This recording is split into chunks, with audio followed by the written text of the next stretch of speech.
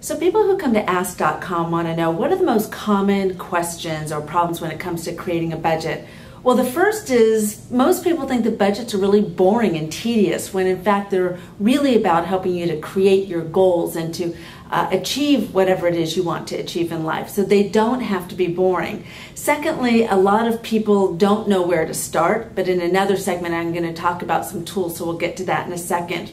A third issue is that a lot of people will base their budgets off of their gross income. That is, if you make $60,000 a year, then you might base it off of a $5,000 a month income, when in fact you'd be smarter to base it off your after-tax income or your net take-home pay each month, whether that's $3,500 or whatever that might be.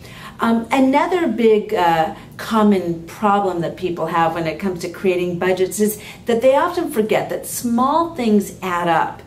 We focus on the big expenses like our mortgage or rent or the car payments, maybe even gas. But a lot of people forget about those small things. A great example is bottled water. If you are spending about $2 a day for bottled water, well, believe it or not, over 30 years, if you invested that money instead, that could add up to as much as about $100,000. Now, of course, that depends on what kind of investment return it gets. Another big problem is that people tend to use many credit cards instead of one credit card, and that, of course, makes it harder to follow your budget. People tend to not create budgets that are simple.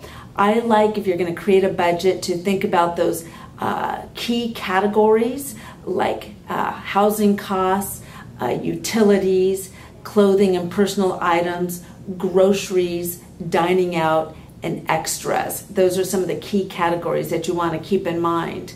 And then another big mistake that people make, I think one of the biggest, is that they forget to pay themselves first. And this is perhaps one of the most important things to keep in mind, because it's so easy to go through our money and then say, my gosh, I'm not able to put any money in my savings account. I'm not making enough money.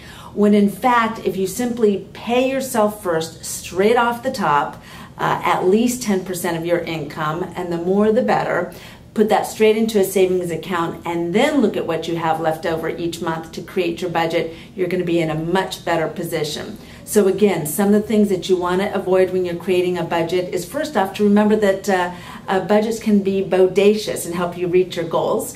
You want to keep it to just one credit card, ideally, that'll help you with your spending plan. Create key categories for your budget. Remember that small things add up, like the bottled water that I talked about, and most importantly, remember to pay yourself first. I'm Jennifer Openshaw, Dow Jones Wall Street Journal columnist and CEO of Superfutures.com. For all your questions, go to Ask.com.